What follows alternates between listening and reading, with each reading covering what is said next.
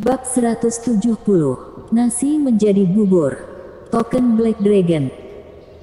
Setelah Louis melihat benda yang disodorkan oleh Dewa Kuda dengan kedua tangannya, ia langsung merasa tidak senang. Dengan menekuk wajahnya ia berkata, "Dewa Kuda, apa maksudmu ini? Aku adalah orang baik-baik. Kalau kau berbuat seperti ini, bukankah itu artinya kau sedang merusak jiwaku?" Dewa Kuda adalah seseorang yang berkecimpung di dunia gelap. Organisasi Black Dragon adalah sekte yang ia bangun sendiri. Sekarang ia ingin menyerahkan token Black Dragon yang melambangkan otoritas tertinggi di sekte mereka. Bukankah itu artinya ingin menarik Louis ke dunia mereka juga? Kelak kalau sampai ada orang yang melihatnya, mereka pasti mengira bahwa Louis juga berkecimpung di dunia mereka. Melihat Louis tidak senang, Dewa Kuda hampir saja terkencing-kencing. Ia segera menjelaskan, "Senior, Anda salah paham pada maksudku. Aku memberimu token Black Dragon, bukan karena maksud lain. Aku hanya ingin agar kau dapat menghindari beberapa masalah yang tidak diperlukan." Cabang di bawah organisasi Black Dragon sangatlah banyak, dan hubungan mereka satu sama lain tidak begitu akur. Kalau sampai ada orang tidak tahu diri yang membuat masalah dengan Louis, Dewa Kuda pasti tidak bisa menebusnya dengan 10.000 nyawa sekalipun. Tapi berbeda jika memiliki token Black Dragon.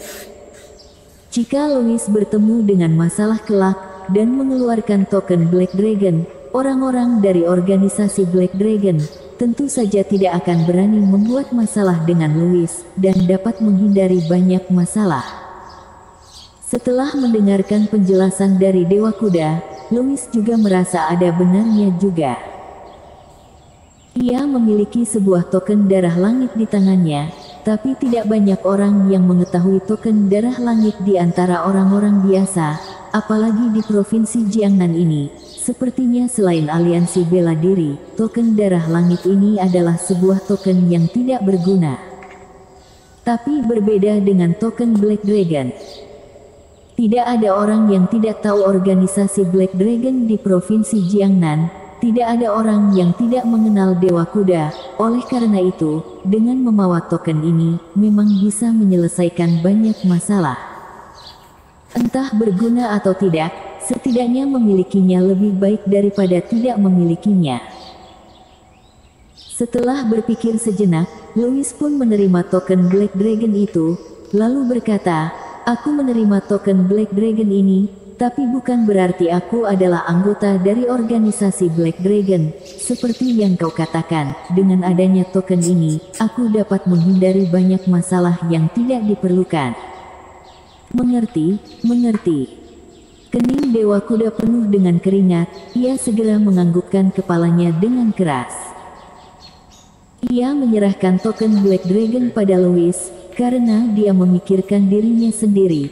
Pertama ia khawatir orang-orang di bawahnya membuat masalah besar, dan membuat Louis marah. Yang kedua, ia juga tidak ingin dirinya selelah ini. Kalau tidak, setiap kali terjadi sesuatu, dirinya harus segera datang untuk meminta maaf. Sungguh melelahkan sekali. Senior kultivator ini, jelas sekali bukanlah seseorang yang hanya akan diam saja. Mereka berdua tiba di rumah keluarga Sen. Owen menyambut Louis dengan ramah dan mengajaknya masuk ke dalam. Ia memberikan sinyal tatapan mata pada Aurelia, lalu Aurelia pun langsung mengerti maksudnya. Ia tersenyum pada Louis, dan berkata, "Aku penuh dengan keringat dari sepanjang perjalanan, aku mandi dulu." "Louis, ini rumahmu, kau bisa mandi kapanpun." Kau berkata seperti ini, rasanya seperti kau sedang sengaja menggodaku. Louis langsung bisa menebak pemikiran Aurelia.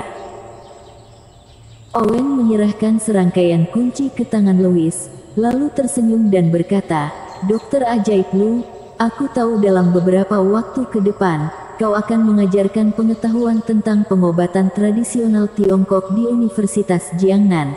Setelah selesai kelas pasti sudah larut malam, oleh karena itu aku membantumu untuk menyewa sebuah apartemen di apartemen Liu Jiang. Semua barang-barang di sana sudah lengkap semua."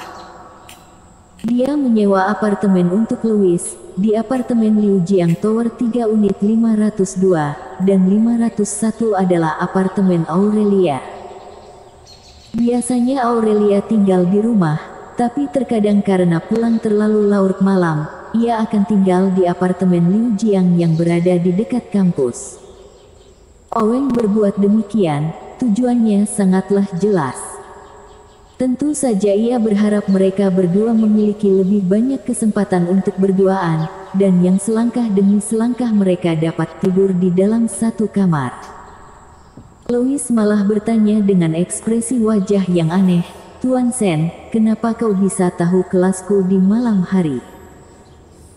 Setiap minggu Louis memiliki 2 kelas, di hari Selasa dan Kamis, pukul 7-9 malam. Bagaimanapun kelasnya adalah kelas ekstrakurikuler pengobatan tradisional Tiongkok, tidak mungkin mengambil kelas normal para murid.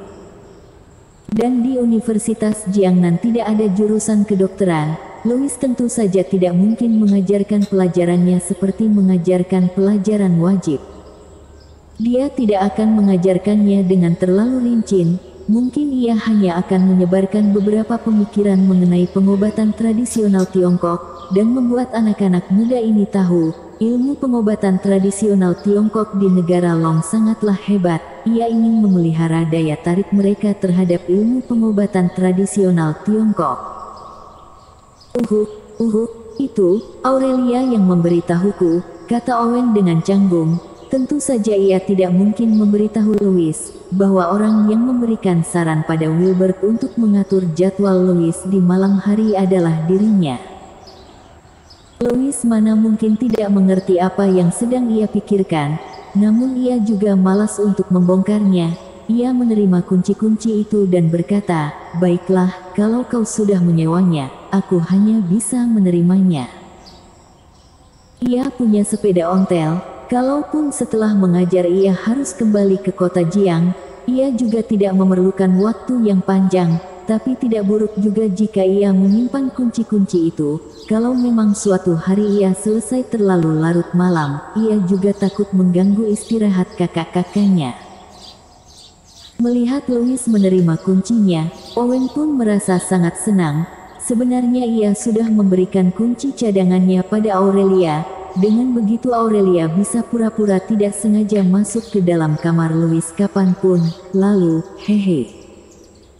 Owen tertawa dan berkata, "Haha, dokter ajaib Lu, sejak acara lelang amal waktu itu, kita sudah lama sekali tidak duduk dan minum bersama. Bagaimana kalau kita minum baijiu hari ini?"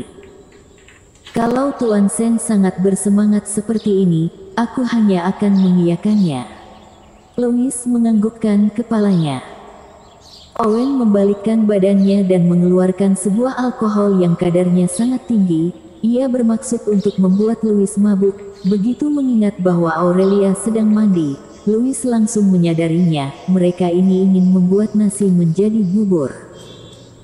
Dalam hati Louis merasa sangat konyol. Ia memutuskan untuk menggoda ayah dan anak ini. Oleh karena itu, entah berapapun yang Owen tuangkan padanya, ia meminumnya semua. Tak lama ia pun berpura-pura terkapar di atas meja. Owen berkata, "Kemampuan minum dokter ajaib Lu cukup buruk juga. Sepertinya hari ini kau tidak bisa pulang." Ia bukan mengeluh, melainkan merasa bahagia atas kemenangannya. Kepala Louis terkapar di atas meja. Ia sedikit memiringkan kepalanya dan melirik ke atas. Seketika jantungnya berdebar kencang. Sepasang paha panjang yang putih dan lembut terpapar di hadapannya, dan hampir saja membuat kedua matanya menjadi buta. Bersambung.